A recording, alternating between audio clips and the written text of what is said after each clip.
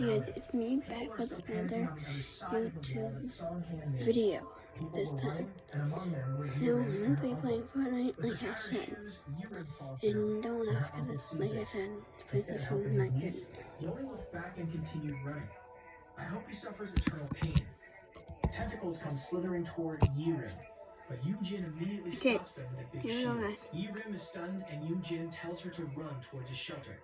Yujin pulls on Yirim's hand as they run toward his shelter. This is how a grown-up should act. Learn from this, Yirim's uncle. The two discover an underground shelter, and Yujin tells Yirim to hide there. I don't know if you Goat Guns is the maker of the greatest of all time authentic and collectible miniature. Yirim asks what about him. Yujin answers that he has to go back as he thinks of what type of monster he is and how to defeat him. As a defense-specialized hunter, Song-Han wouldn't have wide-area attack skills that could kill the beast. Yujin is still thinking of a way when Yirim gripped his arm and told him she would help. She can immediately help if Yujin awakens her now. Yujin reminds her that she still hasn't signed the contract, but Yirim promises she wouldn't change her mind after things settle down. Because of this reasoning, Yujin doesn't want to let her come. Yujin explains to her that awakening wouldn't make her a great fighter instantaneously. It will safely awaken her and not throw her to battle immediately. Listen to Yujin, Yirim. Yujin remembers how Yuyun fought on his own when he awakened. Oof, this event is bringing up bad memories for our MC. With this thought, he swears that he will forgive himself if he let a kid fight alone. Yujin tells her to get to safety again. Yujin runs off as he thinks on how to beat the monster. He reaches Song-Han on the safe side of the wall with the pole. Song-Han asks why he was there and yells at Yujin to get to safety. Yujin ignores Song-Han's words and just commands Song-Han to use his shield skill. Song-Han says it's useless, but Yujin tells him it would be enough since he has a plan. Yujin and Song-Han look over the monsters on top of the thick wall that Song-Han made.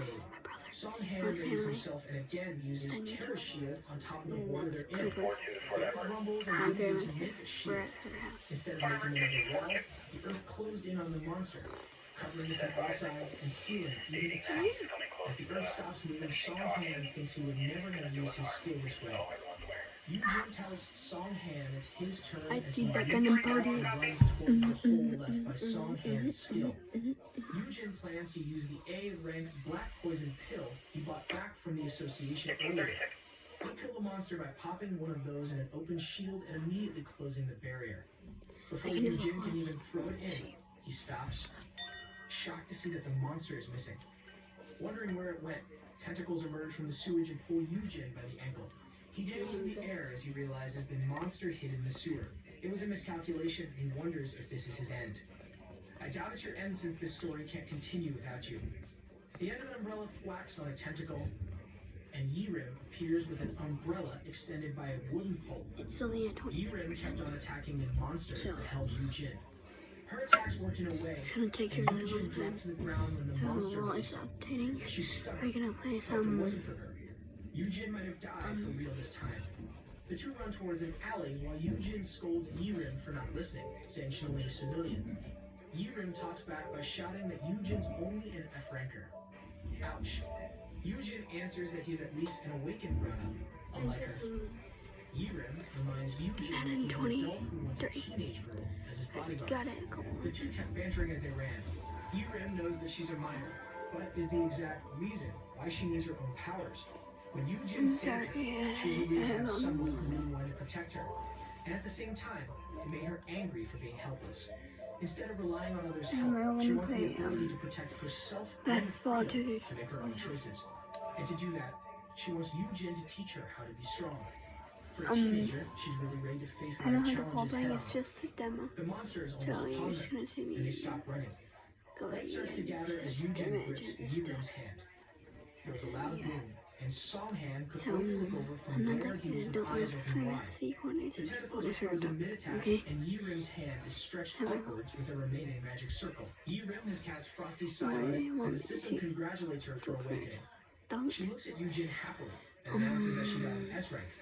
She's making me cry with happiness. 3.0. Yirim shows off her skills at Yujin, while Song-Han can only stare blankly.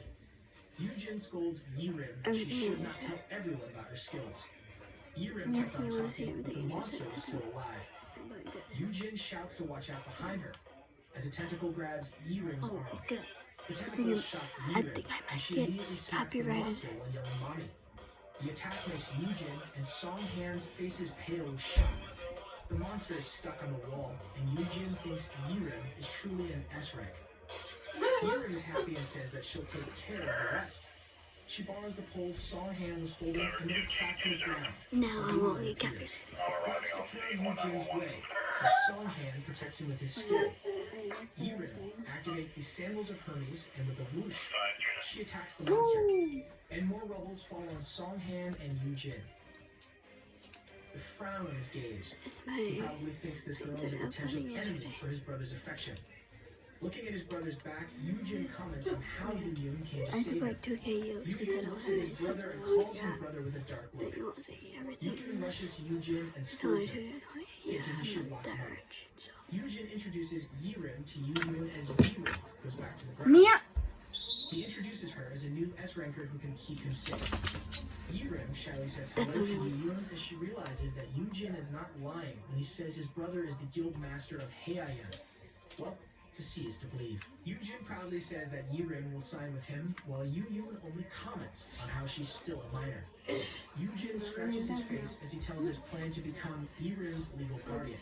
This shocks Yu-Yun, and he argues that his brother can be just the girl's sponsor. Yu-Yun's more shocked by this revelation than by her being an S-rank. Hearing this, Yirim asks if there's any difference between a legal guardian and a sponsor. Songhan then explains that a sponsor can't get involved in the personal affairs of the beneficiary, meaning they can't protect the beneficiary if they enter a contract that's disadvantageous to them, while a legal guardian can act as a parent to their ward. Yirim gets shocked that Yujin will be her parent, and she tells him that he doesn't have to go that far for her.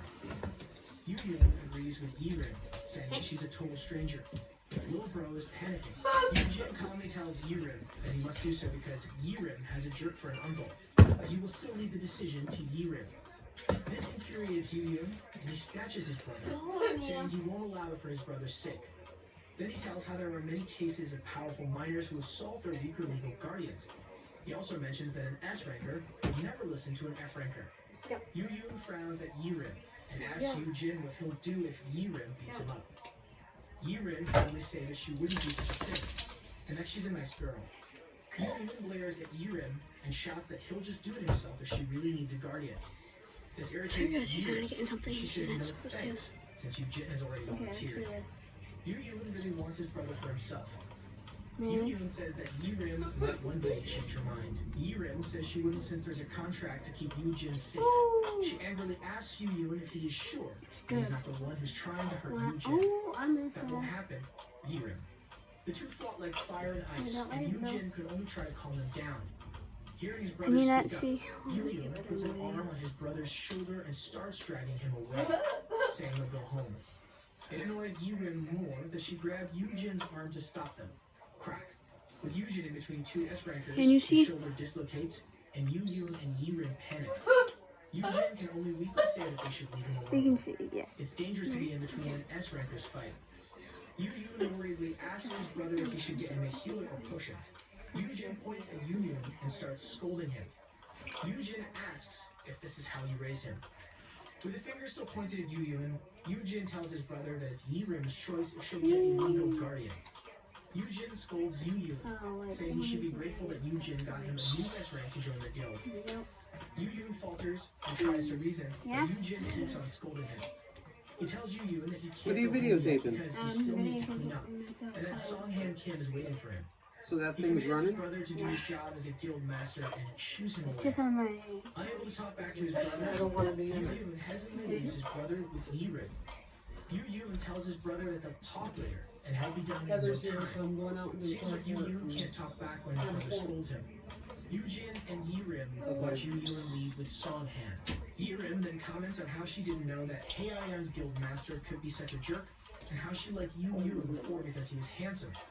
Yu-Yun's a jerk when his brother is involved. I don't know how I just Yujin didn't then get goes caught. over a Oh my rock god. and yells at Yirim to not come near him and sit on the rock instead. Realize that was my Yirim immediately follows, told her yet. apologizing for being unable to control her strength, and asks I told Yujin Emmy on and his my shoulder. family yet. Yujin assures her it's just dislocated as he crouches down to pick up one of Yi-Rim's tattered shoes.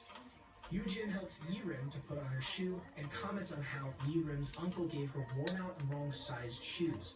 He then tells her they should buy a new pair tomorrow.